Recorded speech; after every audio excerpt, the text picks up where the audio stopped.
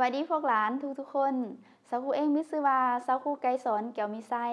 มื้อนี้สาวครูมีนิทานม่วนๆที่จะนำพาพวกหลานอ่านซึ่งว่านิทานเล่มนี้มีชื่อว่าผจญภัยกับสัตว์ประหลาดไต่น้ำนิทานเรื่องนี้เขียนและแต้มด้วยทานมังกรเพชรไสยสารก่อนที่ว่าสาวครูจะนำพาอ่านบทเรื่องสาวครูจะให้พวกหลานเบิ่งรูปภาพต่างๆในหน้าปกปึ๊บนี้ก่อนว่าพวกหลานเห็นรูปภาพหยังแน่โดยบางน้องก็จะเห็นเด็กน้อยกำลังลอยน้ำเห็นปลาตัวใหญ่พวกหลานเคยเห็นปลาตัวใหญ่อยู่ไสบางน้องก็จะเห็นปลาตัวใหญ่อยู่ในทะเลอยู่ในโทรทัศน์พวกหลานเคยไปทะเลบ่โดยบางน้องก็จะเคยไปทะเลบางน้องก็จะเคยเห็นทะเลอยู่ในโทรทัศน์เนาะในปึ้มเล่มนี้มีเด็กน้อยกำลังลอยน้ำมีปลาตัวใหญ่พวกหลานคิดว่าในบทเรื่องนี้จะเว้าเกี่ยวกับหยังจะเป็นคือกับพวกหลานคิดบ่บัดนี้เฮามาเบิ่งบทเรื่องนำกันเลย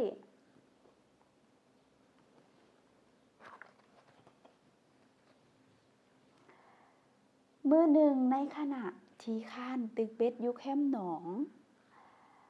เล่าเผลอหลับไปทันใดนั้นสายคันเบ็ดกลเห็งติงข้านสะดุ้งตื่นขึ้นแล้วฟ้าวดึงคันเบ็ด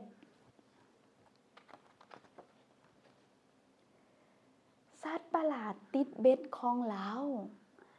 มันดิ้นไปมาอยู่บ่เซาเพื่อหวังให้หลุดออกจากเบ็ด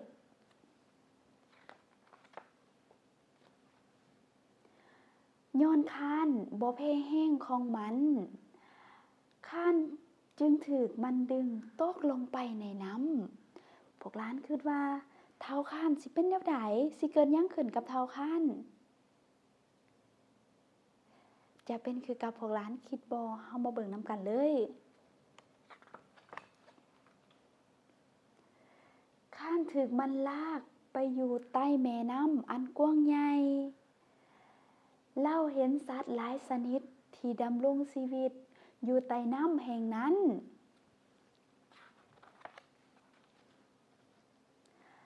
ในระหว่างทางติ๊บเข่าของข้านหลุดออกสัตว์ต่างๆหุ้มเข่ามากินเข่าของเราแต่ข้านก็ถูกสัตว์ประหลาดลากต่อไปพวกหลานคิดว่าเท้าข้านแล้วสิเป็นแนวใดมีไผสิมาช่วยเราบ่เฮามาเบิ่งนำกันเลยเมื่อถึงที่หมายสัตว์ประหลาดก็บอกข้านถึงเรื่องที่คุ้มไข่ของมันถูกก้อนหินทับไว้ข้านพยายามเอาหินออกจากปากคุ้มแต่ก็บ่สำเร็จทันใดนั้นข้านก็นึกถึงพวกสัตว์ที่กำลังกินข้าวของเรา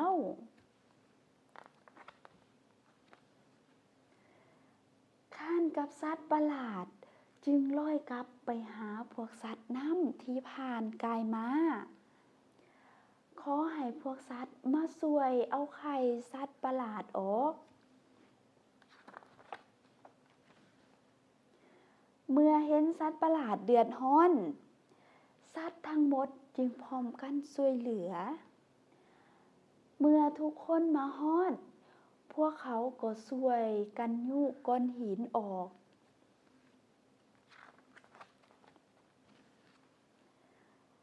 เมื่อยุหินออกข้านก็เลี้ยวเห็นไข่ของสัตว์ประหลาดที่ส่องประกายยิบยับข้านใส่มือจกเอาไข่ออกจากขุม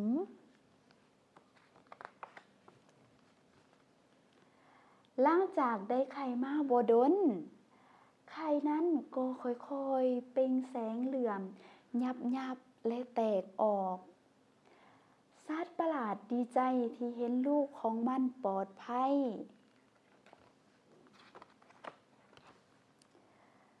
ข้านอิดเมื่อยจากการช่วยเหลือ จึงเพอหลับอยู่เทิงหลังสัตว์ประหลาด แล้วพวกสัตว์ทั้งหลายก็พากันลอยขึ้น มาส่งค้าน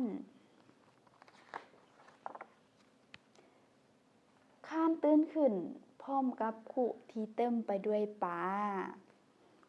นิทานเล่มนี้ก็จบเพียงเท่านี้ เป็นจังไดพวกหลานม่วนบ่ พวกหลานยังจือบ่ว่าในตอนต้นของบทเรื่องแม่นหยังเกิดขึ้นกับเฒ่าค้าน โดยแม่นแหละเนาะเฒ่าค้านเรากำลังตึกเบ็ดอยู่แคมป์น้ำแต่บังเอิญมีสัตว์ประหลาดคาบเบ็ดเราไปเล็ดดึงเราตกลงไปในน้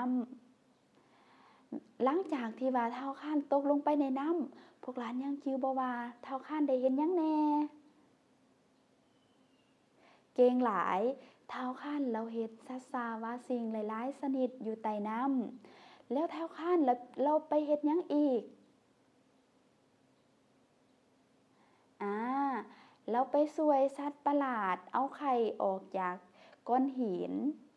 แล้วตอนสุดท้ายของบทเรื่องเด้พวกหลานยังจือบ่ว่าเฒ่าค้านเราเป็นแนวใด โดยเฒ่าค้านเรามีความอิดเมื่อยเราเลยเพ้อหลับนอนเทิงหลังสัตว์ประหลาด และหลังจากนั้นพวกสัตว์ทั้งหลายก็ไปส่งค้านสุดท้ายค้านก็ตื่นขึ้นมาและก็เห็นปลาเต็มถังขุของเราเนาะสำหรับการเล่านิทานของเจ้าครูในมื้อนี้ก็จบเพียงเท่านี้ ขอขอบใจพวกหลานทุกคนที่มาร่วมอ่านสำหรับมื้อนี้บ๊ายบาย